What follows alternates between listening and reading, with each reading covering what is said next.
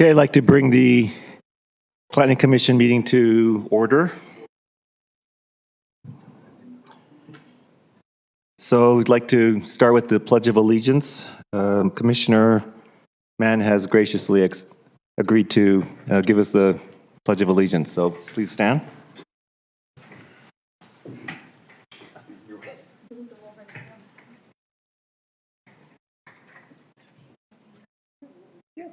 No, just the Pledge of Allegiance.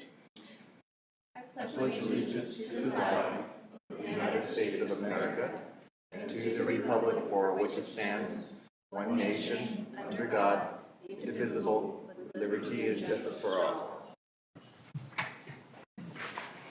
All right, thank you for that. And as far as the roll call goes, it looks like we have the planning commissioners here except for Chair Reed Ryan, who is excused. He's on I believe a family vacation, so he won't be here today, but we do have a quorum, so we will continue. Time has been set aside for public input for any person to express ideas, concerns, comments, questions, or issues that are not listed as a public hearing on the agenda. Please limit your comments to 3 minutes. If you'd like to comment, please come up to that podium up there. Seeing that there's no one who'd like to offer public comment, we'll close the public input and move to our first agenda item. It's a public hearing for amendments to Title 19 Land Development Code of the City of Saratoga Springs, Chapters 19.13, Development Review Processes, 19.12, Subdivisions, and 19.16, Site and Architectural Design Standards. This was city-initiated, and Planning Director Sarah Carroll, I believe, will be presenting.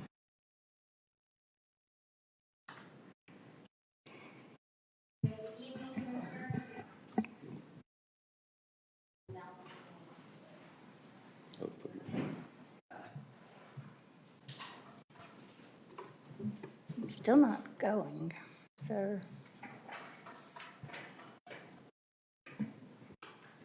Is that, okay, got it. All right.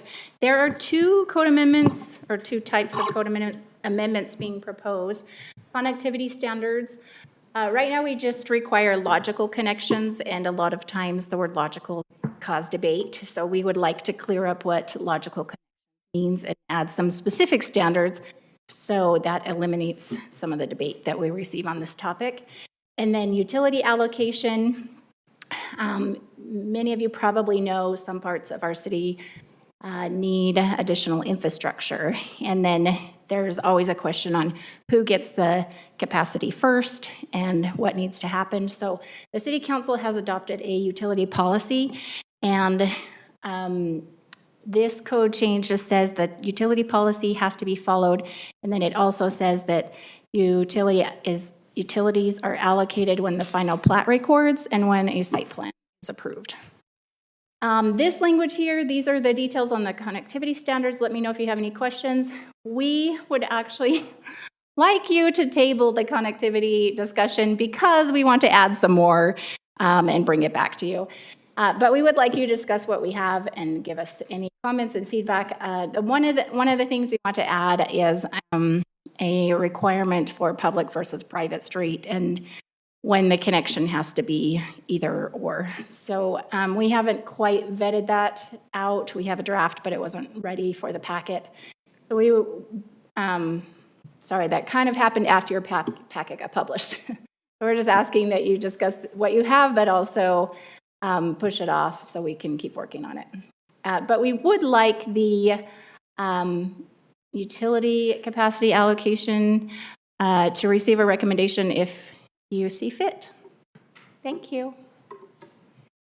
All right, thank you. This is a public hearing, so I'd like to open up the forum to the public. Anybody who'd like to make comments on this item, again, please limit your comments to 3 minutes, and if there have been previous comments, please don't, try not to repeat.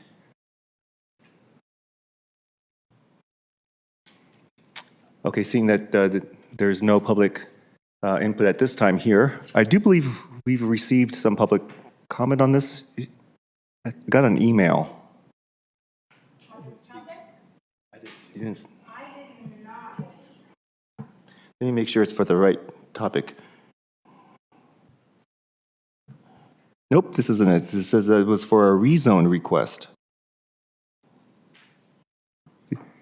Did you get anything in an email? It's from a Denise McCullers. This is it looks like it's for a different topic.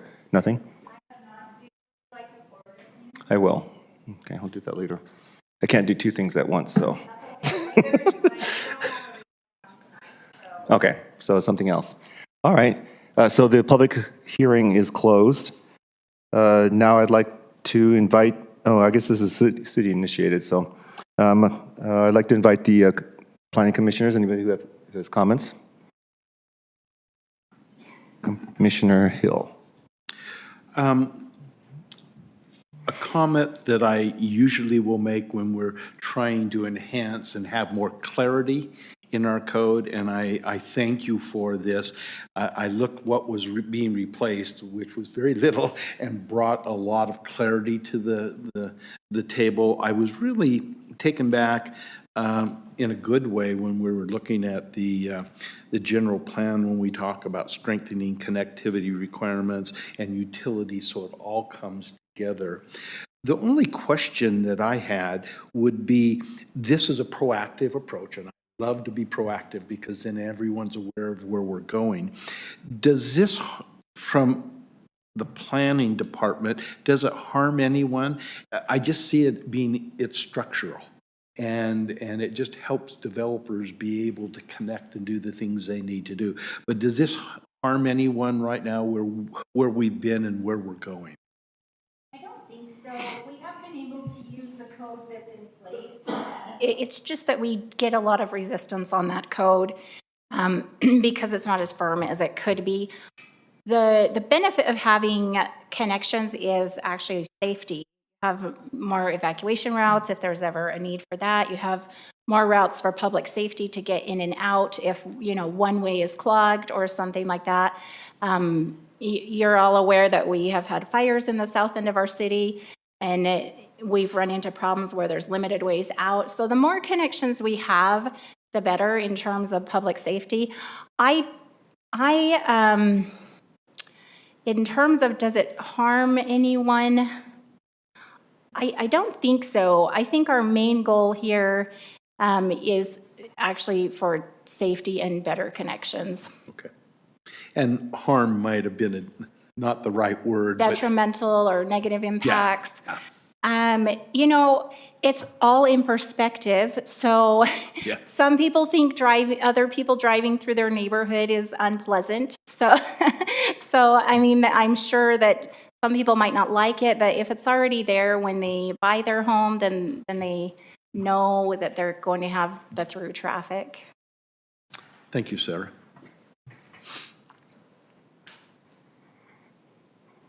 Any other commissioner comments? Okay, I have a few questions then. First of all, just for the new commissioners, if you haven't been able to get to that part of the training yet, this is a legislative decision. And by that, that means that we have the opportunity to contribute to writing, or at least recommending either the approval or disapproval of writing some code. And the existing code serves as a guideline, but we could make changes to it, and this is the opportunity to do that. If you disagree with something that, say, the staff recommends, then please, do so. Feel free to do so. But even though it's a legislative decision and it's not tied specifically to any particular code, you should have a good reason if you have a disagreement, just so that the city council can see that and understand your reasoning and explore, those reasons. So just so you know.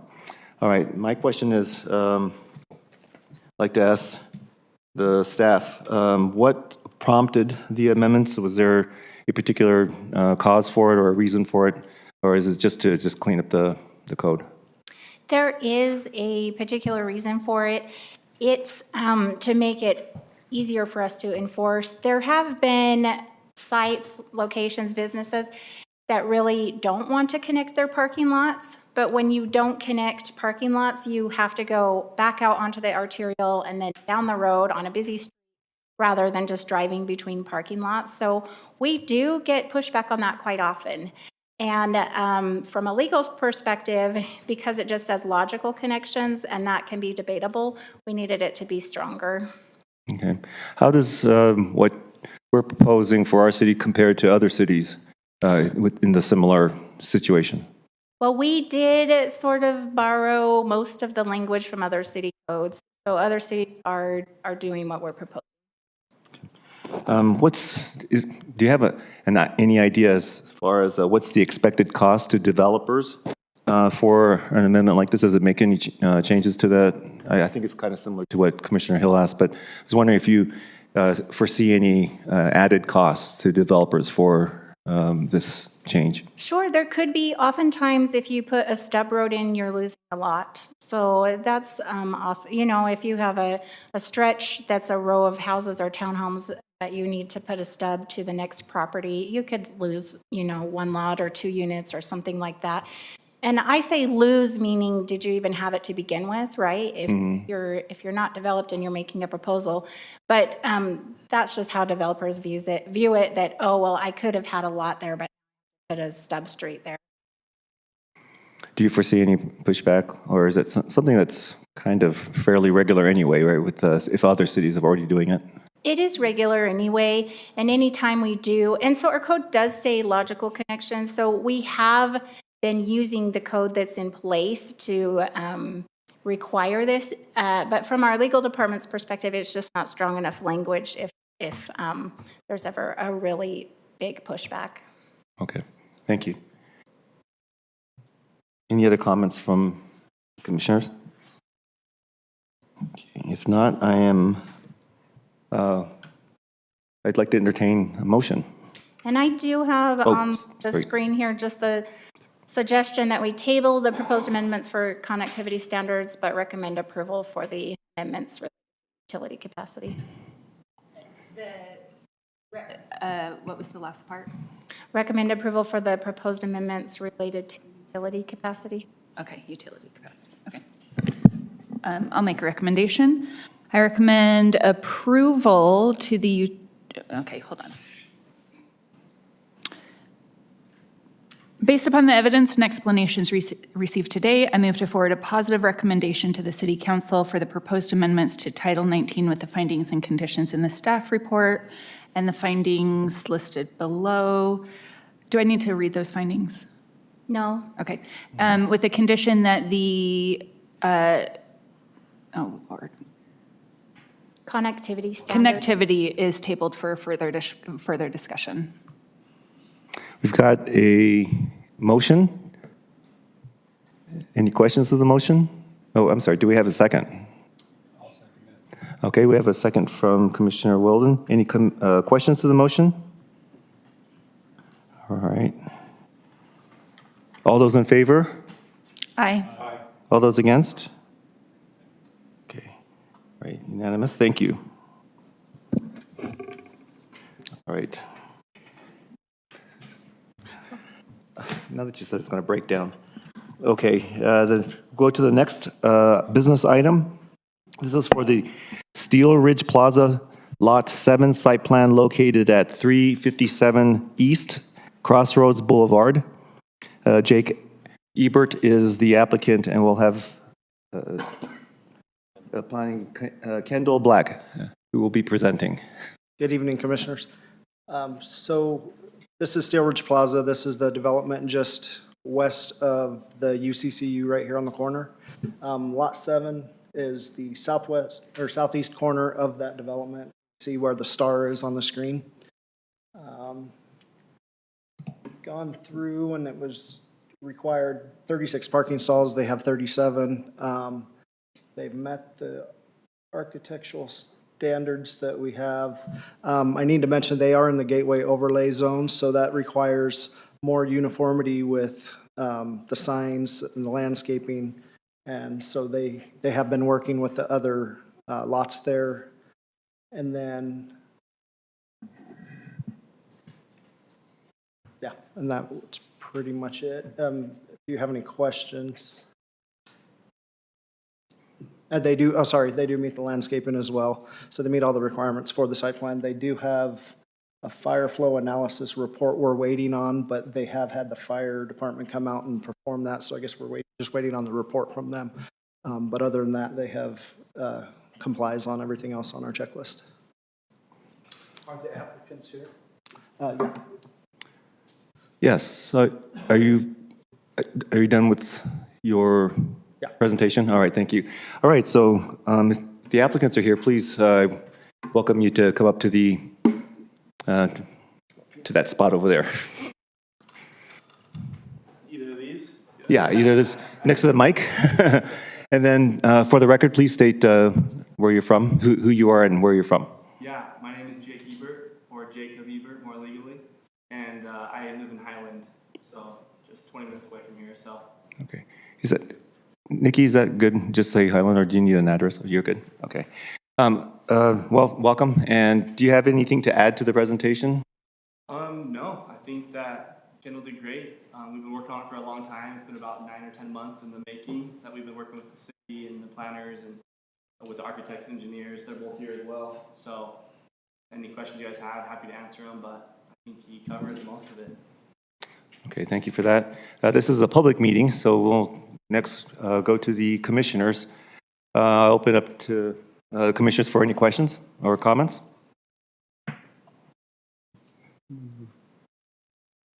Can't remember how to do that. Oh. There we go. Commissioner Hill. Very, very complete. I was really impressed with not only the schematics of where you're at and the pictures of what the buildings are going to look like and how they're set. I read and saw that everything's in compliance, and the landscaping is even, I think, more than what we've asked for, so you've really taken ownership. The one question that I'll ask is, I saw in the write-up that the city asked that maybe the building could be turned to the east side, and so I was just asked, when that was asked, you determined that that wasn't going to work for you. Could you address that question? Yes, it might be better off if either the architect or engineer address it. They might give a more complete answer than I can give. Which building are you talking about, building 1 or 2? I just remembered in reading it, talk that the city came to you to ask that the building would face the east side. And I Okay. don't know if that would work. I don't see how that happened. It said building 4.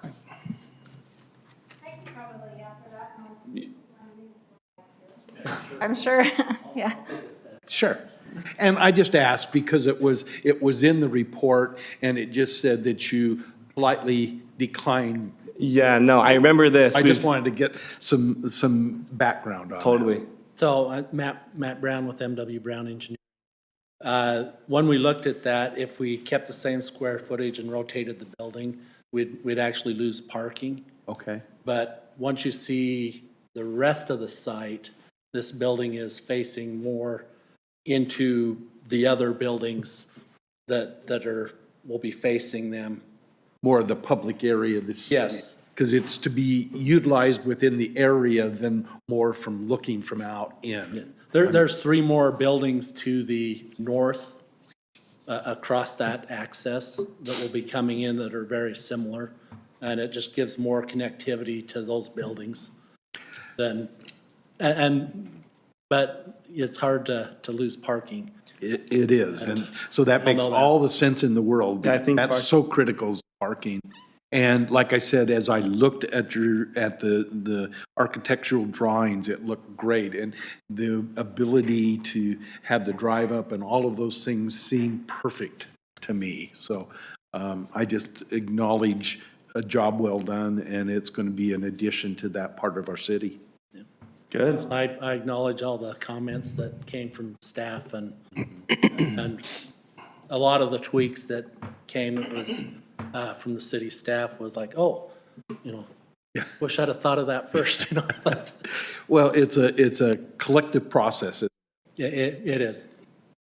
Thank you.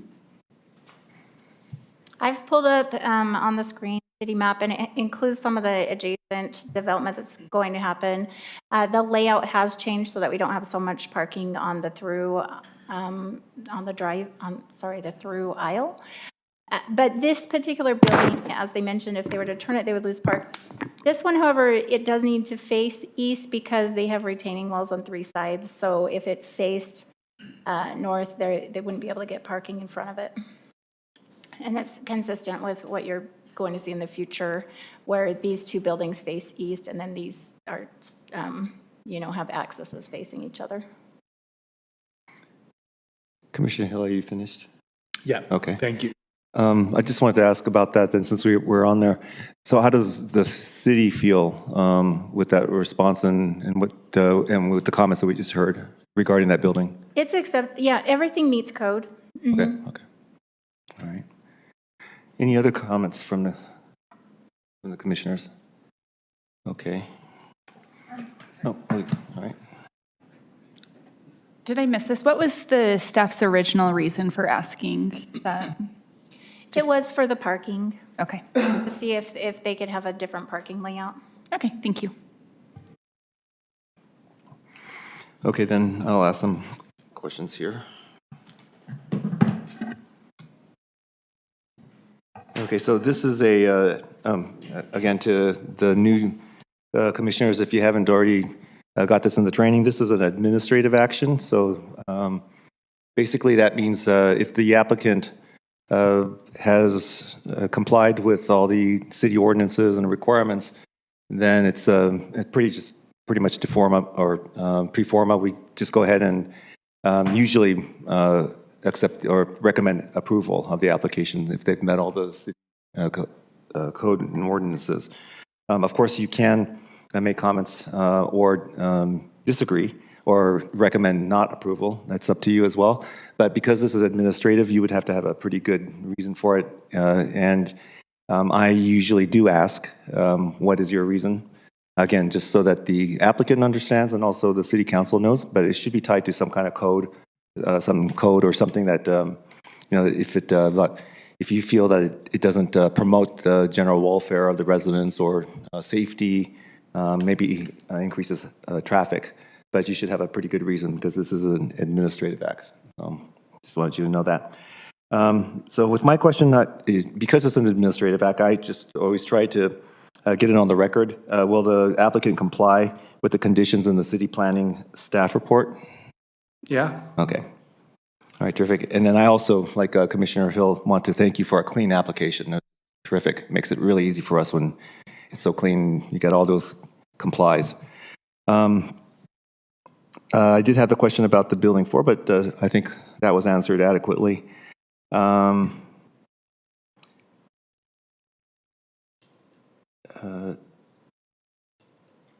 then there was also some comments, highlights in the packet regarding or as responses to the ADA stalls. And I was just wondering if the city found the responses acceptable as well. They are. So what's happening on the front of the property is that there's a grade change right here that would make it too difficult to put the ADA stalls in that location. So the ADA requirements are that they be as close to the front door as possible, and with that slope and the grade difference between the parking and the sidewalk, this is the closest possible location. Okay, so this is okay with the response then? Okay, great. Yes. All right. Okay, so I think that does it for comments from the commissioners. I am I invite, I don't remember what the wording is, but who'd like to make a motion? Okay. I move that the Planning Commission forward a positive recommendation for approval of the requested site plan for Still Ridge Plaza Lot 7, located at 357 East Crossroads Boulevard, with the finding and conditions in the staff report. Okay, we have a motion. Do we have a second? Second. Any questions on the motion? Any questions on the motion? No. All right. All those in favor? Aye. All those against? All right, the application passes unanimously. Thank you. Thank you, guys. Thank you. All right, we'll move on to the next business item. Okay, this is for the North Cove Development Preliminary Plat and Site Plan located at 145 North, 1900 East, Jen Hall and Chris Hurdle as applicants. And we have planner Gina Grand Prix Yep. to present. Good evening, Commissioners. The application before you is a preliminary plat and a site plan. So, and it is for a portion of the property that will be the site plan. So we'll get into that here. It is, that's a mistake on my, I don't know how I missed that. It is currently zoned mixed waterfront. The location is at 145 North and 1900 East. It is directly west of Loch Lomond subdivision. They are proposing development of 33.84 acres and with 192 residential units equaling 10 units per acre. I put this slide in here in order to explain the density. So when this application was submitted, we had not yet amended our mixed waterfront zone.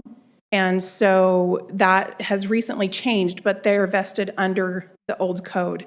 So the density is, they're allowed to have 10 units per acre if they have between 49 to 50% of the entire subdivision development commercial acreage. So it can be a little bit confusing, and I just wanted to kind of explain the math on this. So, and to point out some very specific language in the mixed waterfront code so you understand where the density is coming from. So in the previous version of the mixed waterfront code, it states that the maximum residential density upon the residential portion of any development shall be based upon the amount of commercial acreage provided in the tables below. So looking at this table, because they have 16.59 acres of commercial, that is 49% of the development, meaning they are allowed to have 10 units per acre on the residential portion. So they have, and there is a typo in my staff report. I said 17.25 acres of residential. That did not include the Pony Express right-of-way dedication. And because residents will use that road to access, that 2.2 acres is included in that. So that would be 19.53 acres, divided that by 192, and that gets the 10 units per acre on the residential portion of the property. I just wanted to explain that. It can be very confusing, and it has been taken care of. So they do meet that standard. So just moving on with the information, the preliminary plat, as I said, does include 192. That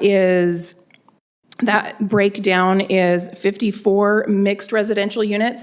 So you'll see that those 54 units are right there on their main street that goes to the lake. And so the residential units are above the commercial units. This is the first product that we have in the city like this. And so this is the first time that we have had a developer use the mixed waterfront zone. So it's very unique, and they've had a lot of challenges with this subdivision and getting the development agreement laid down, with the rezone and so forth. So, but we are finally here before you, which is a great hurdle that we've finally overcome. So with that, they do have a percentage of open space that they're required to have, which is 25%. They are required to have a mix of uses. The townhomes, they do have 111 townhomes and 27 single-family lots.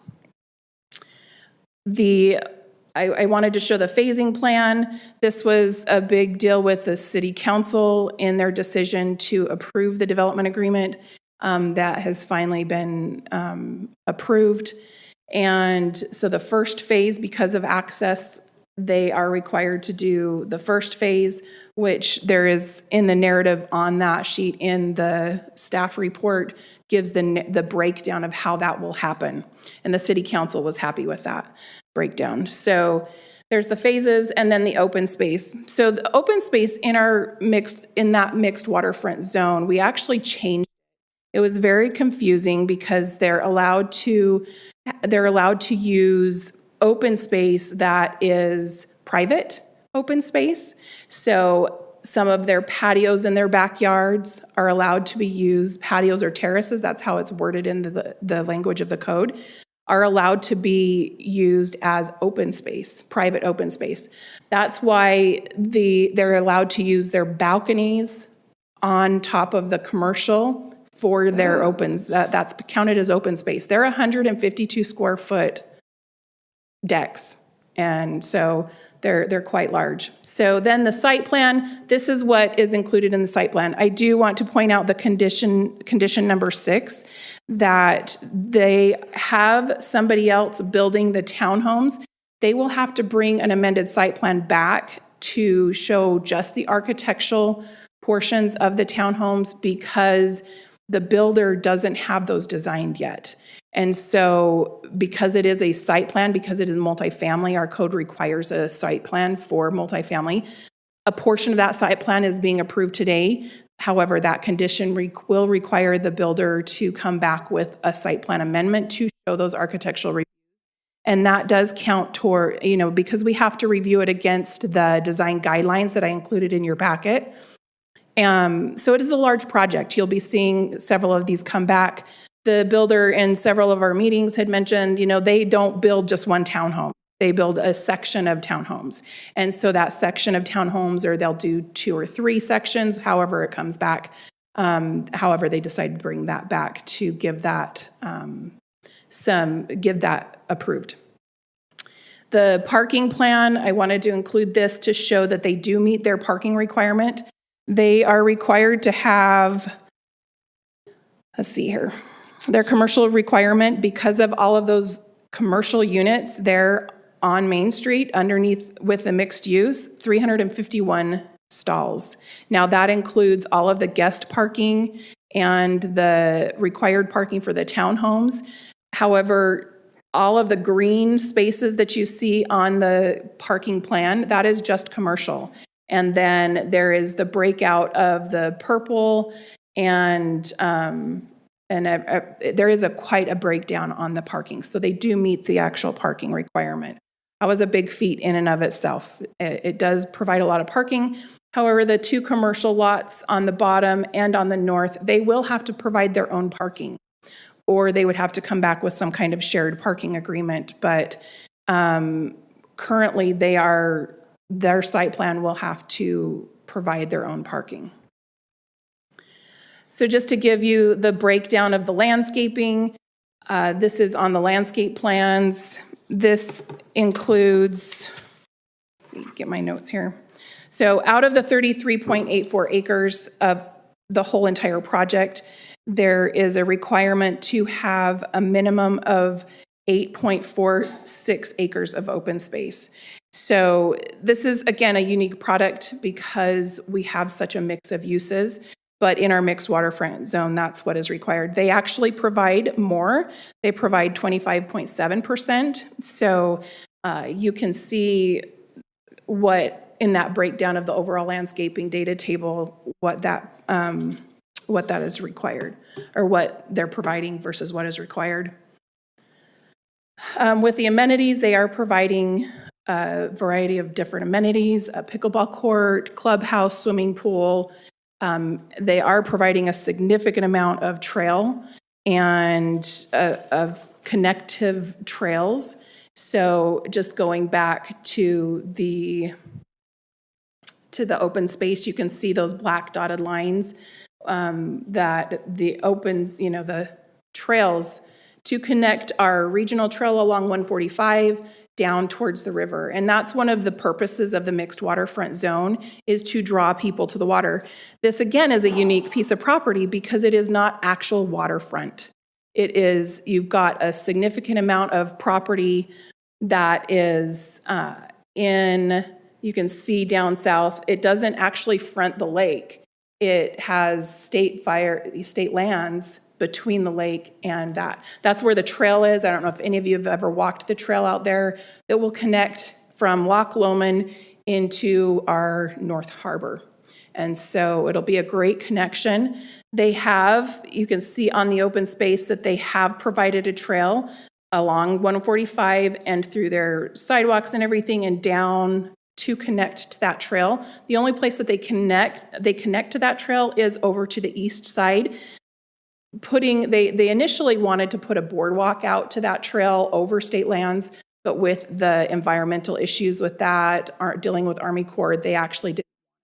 And so this is the next best thing. So this development will connect to that trail on the east side on city property.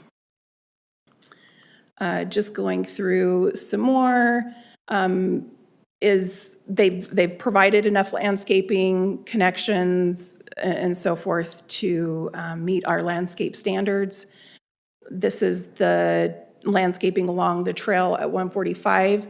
Now, Pony Express is going to be going in, so a lot of that will get done along with that development because there's a huge road going through there. We all can't wait, can we? That'll be a great connection.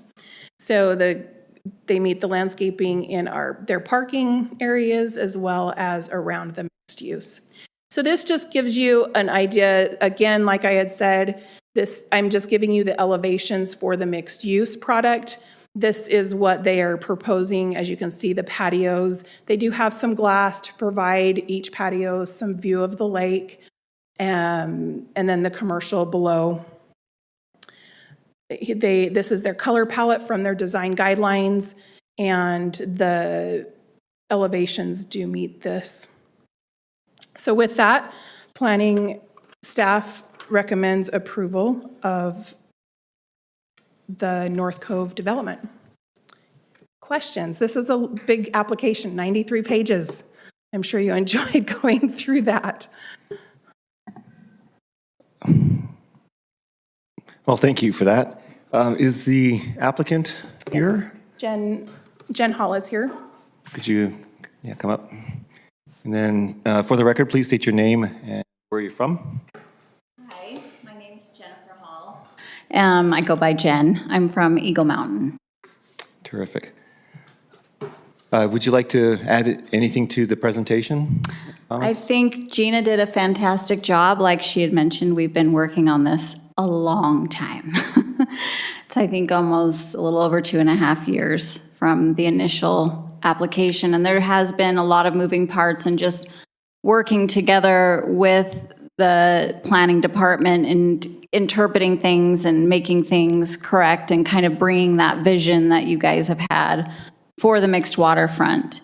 We're really excited about our mixed use product as well as the commercial lots that are there. We do have a reception center that is currently going under contract, that it will be over here on that east corner in the bottom, which should be a really cool location for a reception event center. And then the patios above, I know Gina had mentioned they're 152 square feet, but they're actually 800 square feet. So, Sorry. yeah, it's okay. That's just what was counted towards the open space because we only could do 25%.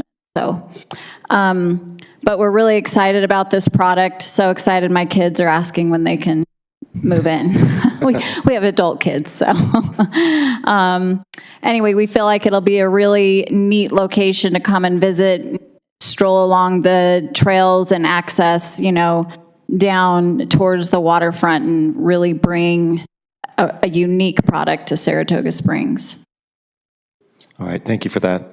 This is a public meeting, so we will then move forward with comments and questions from the planning commissioners. And I've got a couple of questions for staff. The land is pretty low because it's down on lake level. So how does that affect the sewer? So Scott could probably speak to this. They are having to, because it is in the floodplain, that is one of the conditions, they do have to raise it out of the floodplain. And so they will do a Lomar F. Lomar F, yeah. And to do that, and that will have to be done before the final plats, any of the final plats. But Scott can address the sewer. So the sewer has been a particular challenge out here Good guess. because the distance from the TSSD trunk line, the further away it gets, the shallower the sewers have been getting. So we've had a problem meeting separation between drinking water and storms or sanitary sewer. But right now, they're currently in the process of bringing up the fill a little bit higher, which will bring out more separation. Our separation points were close on the last review, but we have to meet that minimum 18-inch separation between the drinking water and storm sewer, or sanitary sewer, sorry. Good. I know there's a lot of development out over there with D.H. Horton and all of that stuff that's happening in that area. So that was just a concern if we're able to handle the volume. Oh. And then the lowness also if you had to pump but Scott, you've answered some of that. Yeah, on the volume, that area is actually in really good shape because it's on the far end of our system before it goes down to TSSD. And they're currently in the process of adding another extremely large trunk line running parallel to the existing one. The flows from this property will go into the existing system, which there's no concern with volumes, capacities at this point. Okay. Gina, the next question I have is, I saw a pretty substantial playground area, and that's going to be developed, that's going to be created and developed by the developer. At a certain point, is that going to be turned over to the city to No. maintain, or will they keep control of that? It'll be an HOA Okay. owned and maintained So playground. does that prevent it from being a public gathering spot in that the HOA is a part of that? Share That would be your a thoughts. question for Jen. Okay, Jen. I mean, obviously, if somebody's walking along the trails and want to take their kids up there to play, I don't think anybody's going to oppose it, but it is a private amenity Okay. for the residents because they are paying, into the HOA. So if it became someplace that became overran, that may become an issue, but Yeah, it just looked beautiful, and I know that we're lacking. We've got trails down in that area over in the Wonder area. We talked about that a couple of months ago of how that trail is, the connectivity more west is going to be, excuse me, but I think we don't have, we've got developments that have swimming pools and clubhouses, and I just wonder, that's a question that came to mind. It's a valid question. We don't require them, we don't take over a park. Our code says a minimum of 5 acres. Okay. And so the open space here, because of the way that this development flows, there wasn't just, and it has to be contiguous 5 acres. Okay. So a lot of our subdivisions don't have public parks per se because they're owned and maintained by the HOAs. Wander has quite a few pocket parks that are, Yeah. HOA owned and maintained, clubhouses, swimming pools. The city wouldn't, that goes under rec, goes back to that rec center and paying for those amenities from a public standpoint. But as far as this, we don't require that unless there's, that significant contiguous acreage.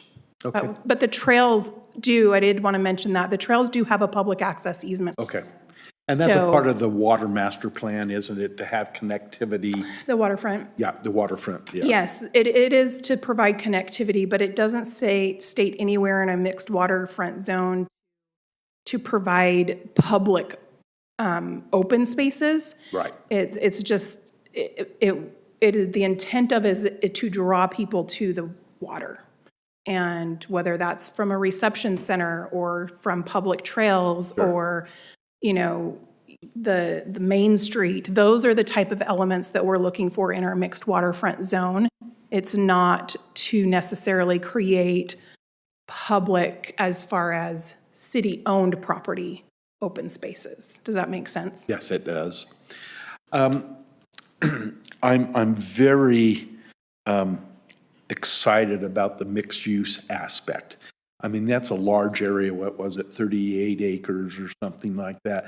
A large area, and I think you've used very progressive planning there that we can use or look at for other parts of the city. I'm thinking, as we put our heads together for the downtown area, I loved your townhouses and the ability to utilize the roofs of the retail and then parking behind, and that becomes front. But again, it's going to have a very clean, a very, I think, a type of development that Saratoga Springs wants to be known for. So I applaud the kind of forward thinking of utilizing the space at a maximum to be able to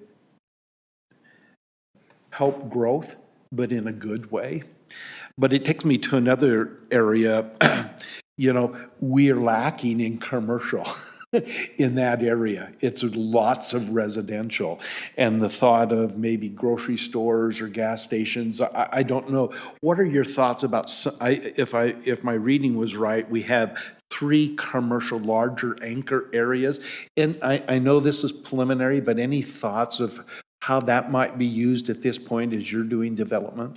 Yeah, sure. We've had a lot of conversation about it. One is the reception center because it's a destination. Most of it's going to be destination-oriented commercial at this point until that 5-lane road goes in, and then you'll get a little bit more variation. We don't hold me to this, but we are in conversations with a boutique hotel company to bring in a boutique hotel possibly on that other west piece there. They're very interested. We've talked about a few different ideas and options, along those lines as well.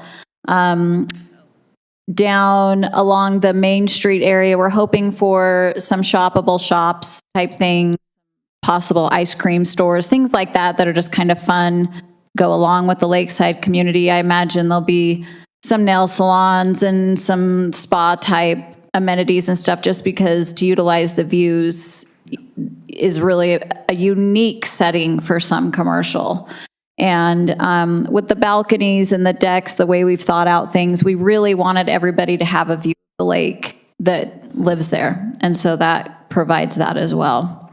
So just hope it'll be a really fun destination for people to come and enjoy, not just the residents, but for the public as well. So it's a draw, it becomes a destination point. Yes. Boutique, a lot of specialty shops that people can't find out on a commercial strip. I'll just share my thought a little bit is if there can be convenience, grocery a little bit. Lettuce. It's not in the code. It's actually zoned community commercial. Okay. So some of that is restricted by the zone. Thank you, Gina. And then just the last question that I have is we're seeing a lot of density in that area. I know the road's going to be expanded, but just to address traffic, because it made mention of traffic studies. Gina, can you talk to us a little bit? Because there's going to be a lot coming down 2300 and all of that development over there. I know there's some commercial buildings at 2300 and Pioneer, that whole area. How do you see the flow of traffic when this is completely built out, I guess? So and obviously in Saratoga, traffic is always an issue. Pony Express is going to alleviate a lot of that. There have been coordinations in acquisitions from our Public Works Department to acquire that width to start on that project to extend Pony Express, which will be I think it's 5 lanes. And so 2300 is supposed to have 5 lanes, I believe.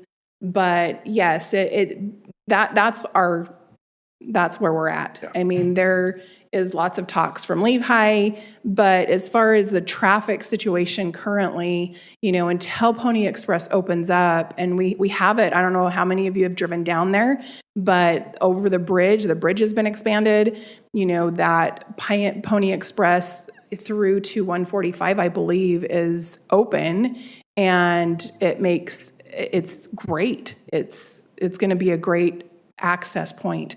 So this community, once 2300 gets widened, there will be that connection from Pioneer, and there's talk about widening Pioneer again. And when they shut down, it's going to pull traffic in front of these type of businesses. So, but we're always going to have an issue with parking or traffic, unfortunately. But they have done the studies as far as their parking and how that will work, and the studies come back showing that it's good the way that they have it designed.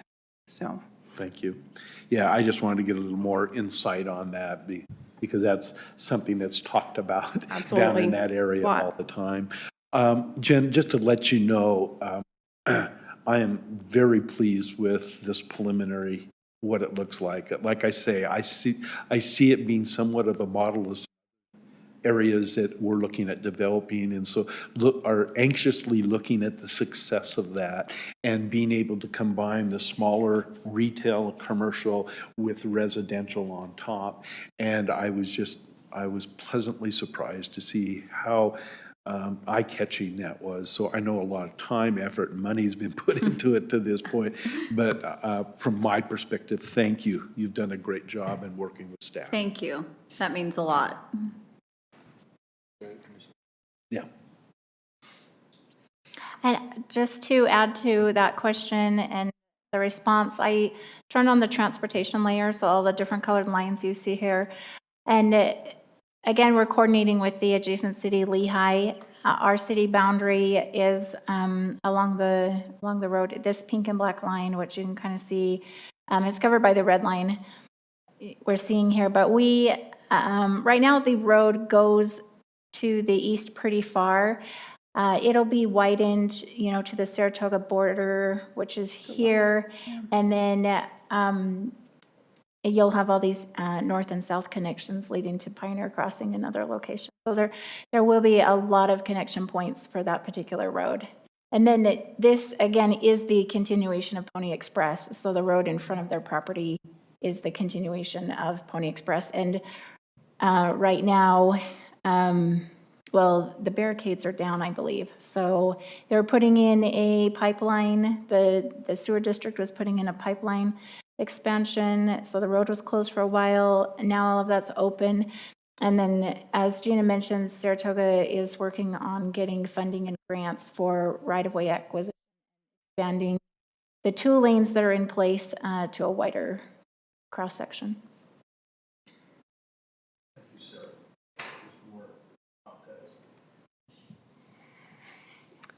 Any other comments from the commissioners?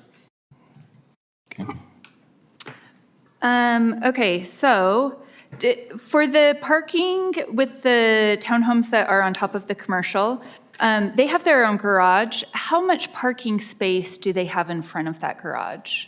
It's not very much, and so they've had to provide, our code requires 2 stalls for units. I can't remember the exact verbiage, but it requires 2 stalls for anything with 2 bedrooms and more. And they meet that with a garage. Now, they don't have to have one open, one enclosed. They can meet that with their enclosed garage. They do, however, have to provide 0.25 parking stalls for every unit for guest parking. Okay. And so, as you can see on the parking, I can't see it. The purple is the townhome guest stalls, and then the pink is the mixed use. I think it was only like 18 is all they needed for guest parking because they meet the parking requirement with their two-car garages. And essentially, most of the townhomes will have two-car garages as well. And so, they essentially only had to provide enough guest parking. Obviously, we know that that tends to be an issue, but that is in our parking code. Yeah. And then, can you go over, you were saying something about the parking that they'll have to figure out later? So that, I'm referring to the 3 commercial lots. They still have to bring in a site plan. That is not part of the site plan of this application. So when they bring in their site plan application, if they're going to do, say, a reception center on that east parking, or on that east commercial lot, they have to provide enough parking that meets our standard on that lot specifically. They can't say, oh, well, they've got a parking lot, so we can build the biggest building we want on that commercial lot. They have to meet our parking standard when they submit their site plan. That's for each one of those. How big are those commercial lots? So I believe, They're about 1.5 to 1.25 acres. The one up at the top on the north end is 5.25. Okay, so that, I mean, those are pretty significant. Yes, they are, and the reception center had already showed us they're laid out and exactly what their parking requirement was, so they don't have a problem meeting it. Okay.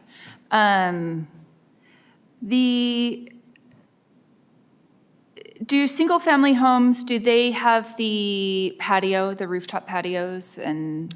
So we're talking, the way that we initially designed it, they do have some rooftop patios.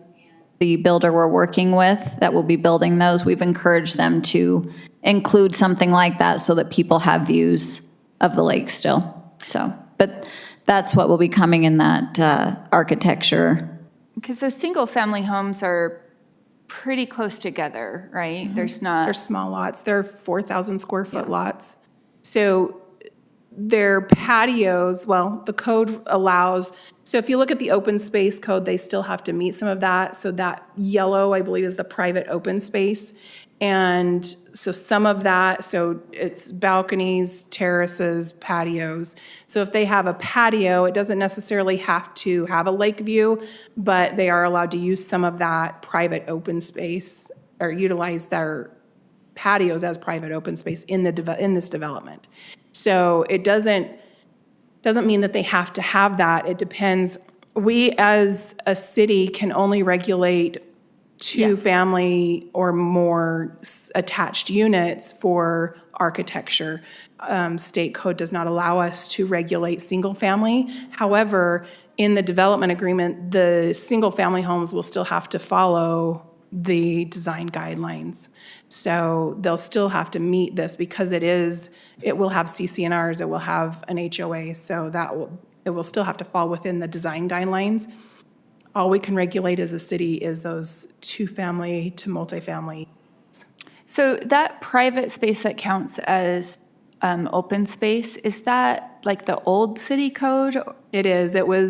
We changed that code in March of 2023. And so when they submitted the site plan and preliminary plat in October of 22. Okay. And so they're vested under that old code. And we did change that in the new code. We also, I don't know if you remember the changes to the mixed waterfront code, but it does require a neighborhood plan. So some of those design guidelines and trails and all of that's vetted out in a neighborhood plan. It gives a little bit more structure rather than just saying, hey, we need design guidelines. Other than the open space, are there any other spots where they're vested in that would be significantly different than our current code? The density. We no longer, I think, what's the highest density that we allow in? I think it's 8 units per acre in the mixed waterfront zone. So density was a big thing. And they're at 10 units per And they're acre? at 10 units per acre. However, they're allowed up to like 14 units per acre if they meet certain parameters. However, it got really convoluted in the old code. And that's been the challenge with this particular application because we haven't applied it in the city. And therefore, you know, it was great in concept, but some of it was hard to, it has been hard to navigate. And that's the reason that we changed the code. In this open space, what is that piece about it has to be 5 acres of continuous open space? Contiguous open So where space. does it meet that? It doesn't meet that. Oh, and that's part of the And new- that's part of the open space code and parks, is that it has to be a contiguous 5 acres that is able to be dedicated to the city. If you notice the open space on this, a lot of it is private. They are having, like the green areas, they're putting a public access easement on it so that the public can access those trails. That was one of the requirements, is to make it, has to have recreational value to be counted as open space, right? And so we went through all of those rounds, and that's how we were able to come up with that with the mixed waterfront zone. So having a park, you know, it would have been like that whole 5 acre piece there in the right northwest corner. If that was to be dedicated as, you know, if they were using that all as open space and it had recreational value, it didn't have any sensitive lands, they could potentially dedicate it to the city. But it is still up to the city if the city will take that on as a public park. It has to provide some kind of use to the city. Okay. Does that make sense? Yeah. Yeah. No, I think I'm getting it. This is obviously a very complicated plan. So kudos to y'all for being able to keep up with it.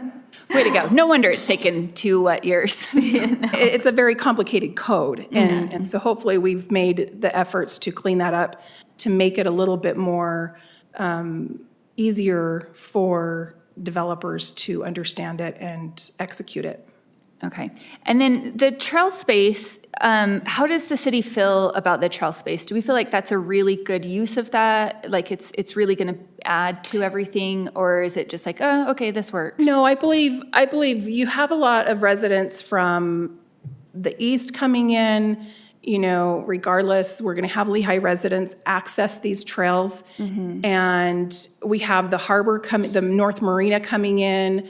We have, you know, getting them from this trail system from 145 North down to the lake. They still can access the lake because it is state grounds. They still can go haul their kayaks or whatever from wherever to the lake. But mostly we asked for those trails because to give them access to that trail that runs along the state lands over to the marina. We want to draw people to the marina. That's how it's designed. And, you know, we want people to be able to go and take a walk from their neighborhood over in Loch Lomond, go through North Cove, stop, grab an ice cream cone or whatever. That's the purpose of the mixed waterfront zone. Yeah. Is to bring those commercial uses there and then go over to the North Marina and play. I mean, that's the whole purpose. And so the design of the trails, I know it kind of looks wonky, but we wanted those connections within the development and around the development. Okay.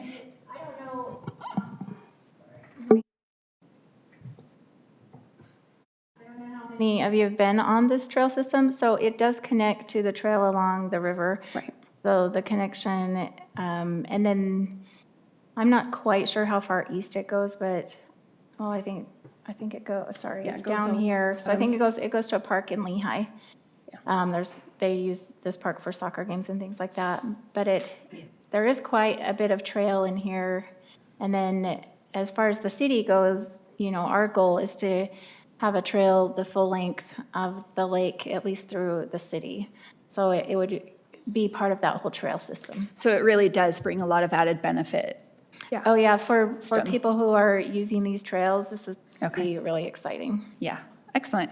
The parking lots that are on the southern end, I'm looking at the map that has the trail with the little greens on it.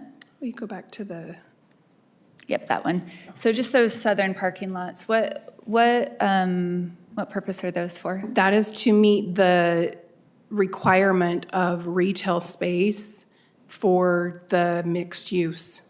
So 300, if you figure there's 54 units, they're 1,800 square feet or 1,600 square foot The commercial? commercial That's about units. 1,600. About 1,600 square foot commercial units, there's 54 of those, times 4, or times 1,000, doing the math, it came out to be 350 parking stalls. Yeah, so if there isn't, so if all the if you come in here to shop and all the parking on the main street is full, then you would come over to park here. Right. Yeah. And those parking lots, are they going to have trees put in them? Yeah, that's required by our landscape They code, do. our parking But code. then we're going to be blocking the view from, There's only certain trees that are allowed in those. They can only go up to a certain, trees are great. Yeah. And we want trees, but it does follow our parking code. And we require in the double islands, 2 trees per double island and 1 tree per single island.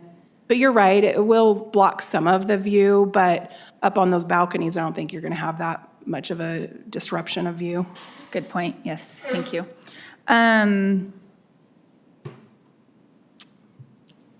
In the townhome areas that are not above commercial, are there any, I know I can see there's like pickleball and a pool, but are there any like smaller kind of tot lot playground areas, or is it just open? It's just open. So they'll have the pathways between the townhomes.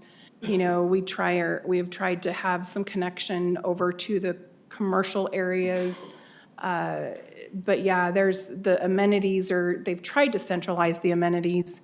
Initially, they had it south, right there, lakefront area, but they had to kind of split some things up to where they have the swimming pool and clubhouse over on the west side with the pickleball courts and playground on the other side. So it's hard to design stuff like this, but yeah.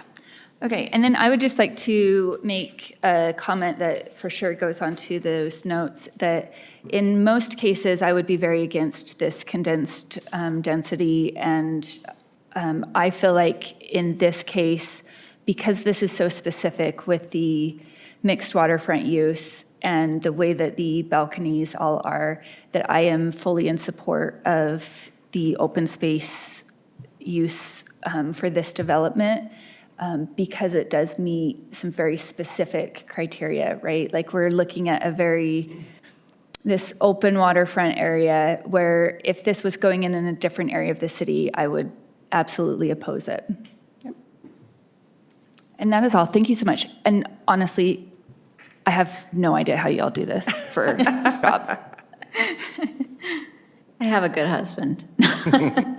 He's patient. Commissioner Walton? You bet. Thank you so much. I had concern about the floodplain, but I see you've taken proper caution for that. That's fantastic. Like some others here, this is fantastic. I appreciate all the work the city has done. But this has taken a lot of work. I'm excited about what you're doing, and I hope others will take a look at doing similar. Exciting. Thank you. Thank you. Any other comments from the commissioners? Yep. Probably my only downside on this plan is that with city code, we're not allowed to put a bar in. Looking at all of you. No, that's a good point. And that is all. Okay. You don't want a bar? Is that what you do? Okay, thank you. We do have a couple of really cool restaurants that we're talking to that would have really cool rooftop patios as well. With liquor licenses? I don't know yet. We haven't really crossed that road yet, but I would hope as well. I think it's very needed for date nights, et cetera, in the area. Because I live here and we need some fun places to go that you don't have to drive 45 minutes to get to. Absolutely. Thank you. You're welcome. Nope. Oh, sorry. No. Do you want me to do it? Yeah, you can do it. Okay. Oh, no. There you go. Okay, I have some questions as well. So this is a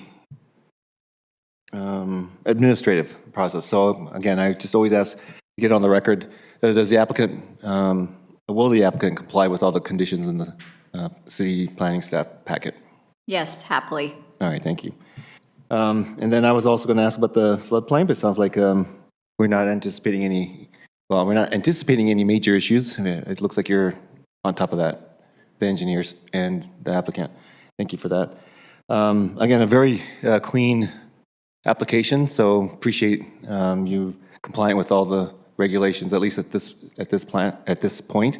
So thank you for that. We don't often see that. So I mean, tonight we're lucky. You have great planners. They've put in a lot of work with us to get this done, so. I wanted to ask that the rendering that you have of the one that has the signage into the patios.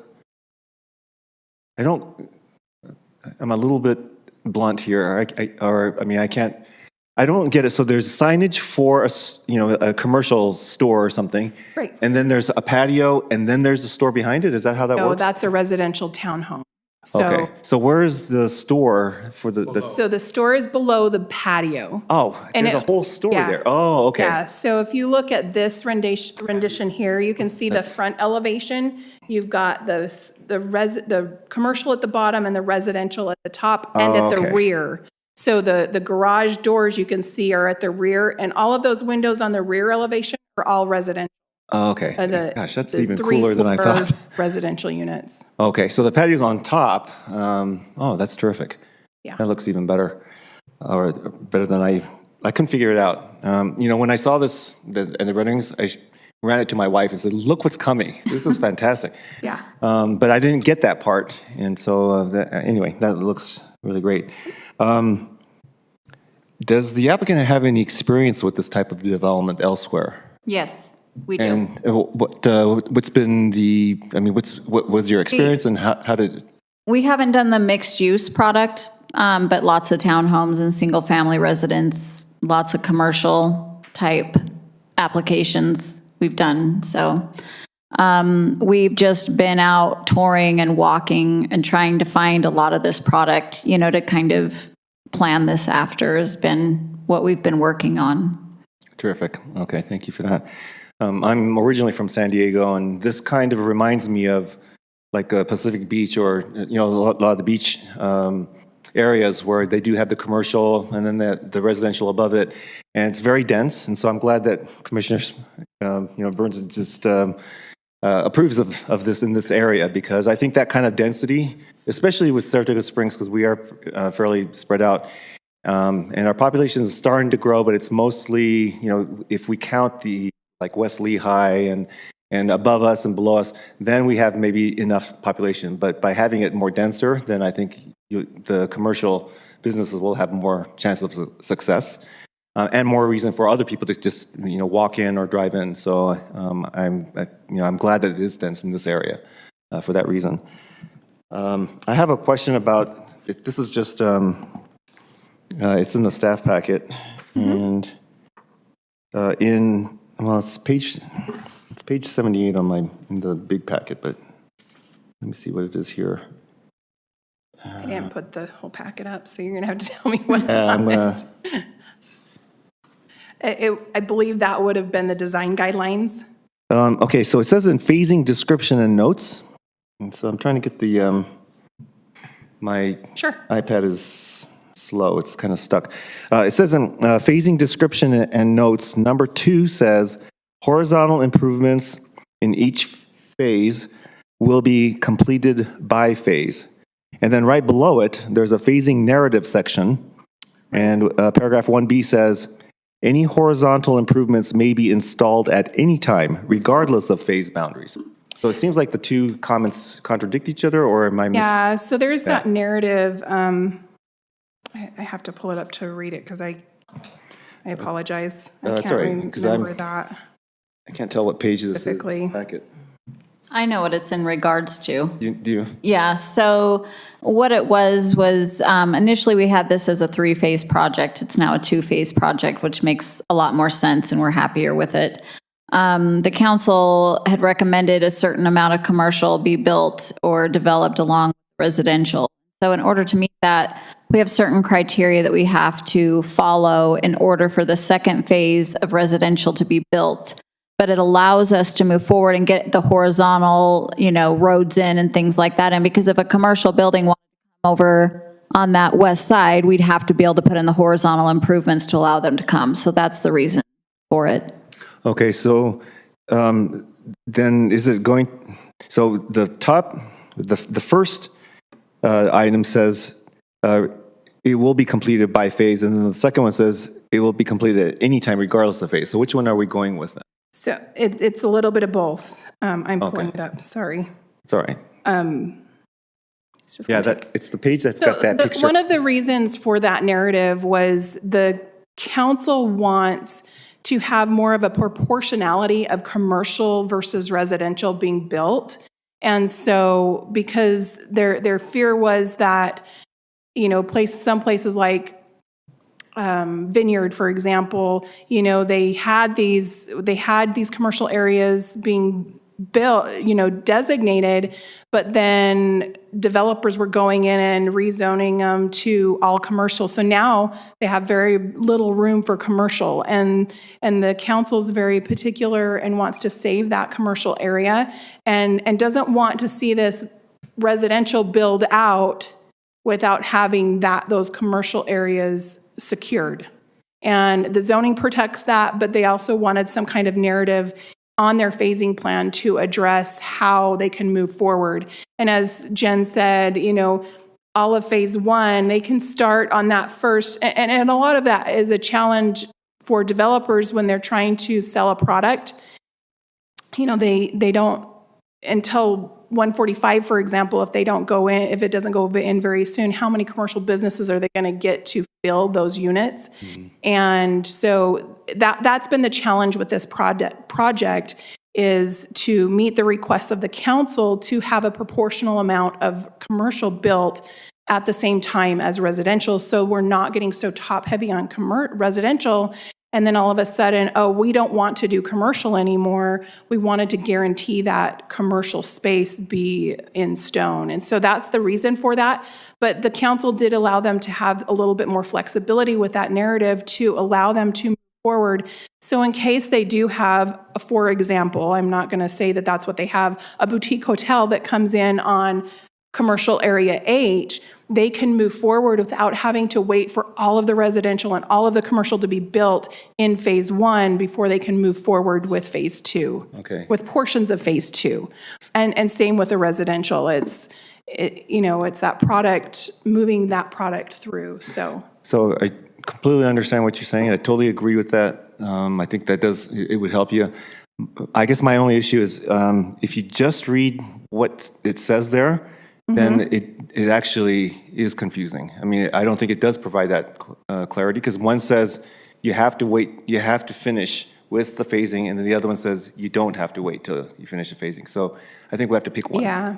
Just for clarity's sake. Otherwise, you could argue pointing at the note there, and there's no clarification in the code for that.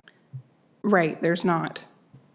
I'm just pulling that phasing plan up. I mean, if you could word it so that it does what you just said, and the applicant I think favor that would be. taking out the first comment about the horizontal, I think that was originally there, and it might not have gotten stricken when the second comment was put in, possibly. I think the second comment is more like what you're Yes. trying to get to, right? That's what I thought too. Yeah.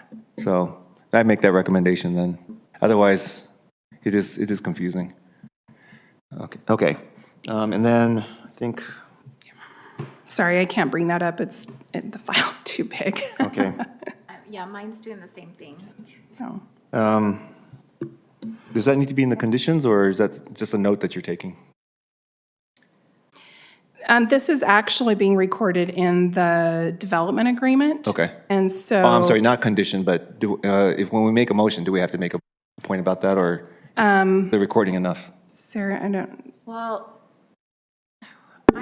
I kind of want to look at it, so I think if you could just include in the motion that we Just- look at that. Demystify or Yeah. or make it Make it clear. clearer. Okay. Yeah, I'm also struggling to pull up the exhibits. It's just slower connection in here. So I think if you just Horizontal improvements. can make a recommendation, or Clarify a condition that we look at that further Okay. and make sure that it matches the development agreement. Okay, so the horizontal improvements in each phase, that's the, okay. Any other comments from commissioners? Okay, then I will entertain motions. I have a motion. I move that the Planning Commission forward a recommendation for approval by the City Council for the requested North Cove preliminary plat and site plan located at approximately 145 North, 1900 East, with the findings and conditions in the staff report, and also to amend the statement on the horizontal requirements to read with the second piece, or fix it so that there's more clarity there. Okay, we have a motion. Do we have a second? I'll second that. All right, we have a second. Any questions to the motion? All those in favor? Aye. Aye. All those against? Okay, the passes unanimously. Thank you very much. Thank you. Thank you. Thank you, Jen.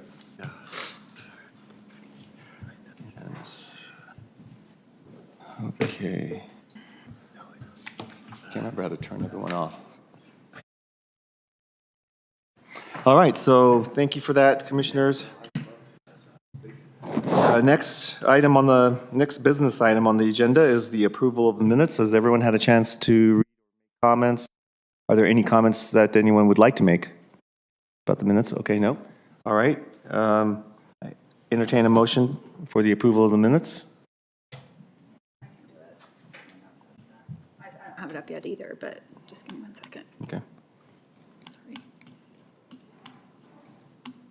Oh, my God. Oh, my, this is a very long packet. At least yours isn't freezing like mine does. Okay, here we go, here we go, here we go.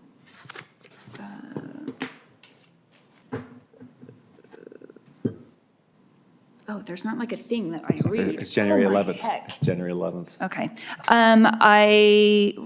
January 11th. I'm making a motion that we approve the minutes from January 11th, 2024. Okay, we've got a motion. Do we have a second? Second. We have a second. Any questions to the motion? All those in favor? Aye. All those against?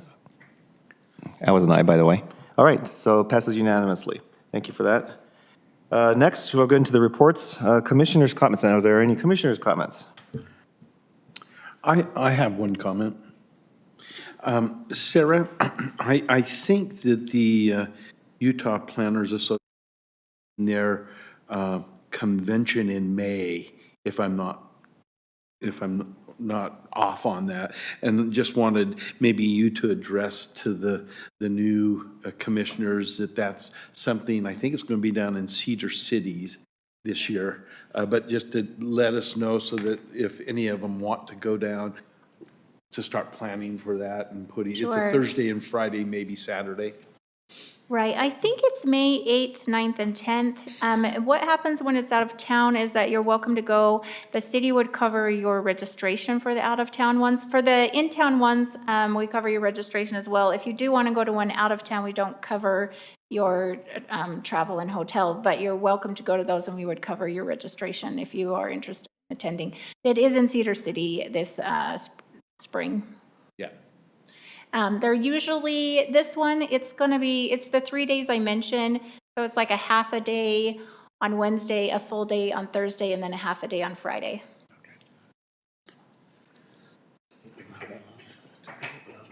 All right, thank you for that. Any other comments from the commissioners? All right, and then we'll move to the director's report. Okay, the last planning commission was, the city council meeting before this one, there wasn't any items, so we gave our former commissioners their plaques of recognition with their years of service on that, and we had a 7.5-minute meeting. It was amazing. So, and for your next meeting, which is February 8th, we will have 3 to 5 items, so. Terrific. Okay. Anything else? That's All right. everything. Any need for a closed session tonight? Nope. Okay. Well, then, thank you, everybody. The meeting is adjourned.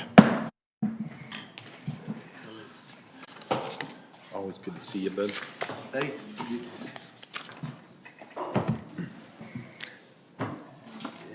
Wendy, I'm going to stop streaming. That's okay? Stop streaming? Are you? I would have liked to go to that. Yeah, it is. Because they do some for volunteers. There's probably 8 class, 4 class. You're going to make it just in time? Kind of land use. And so I am actually. Yeah, I went to the 4 one last year, and I'll probably do. Oh, great.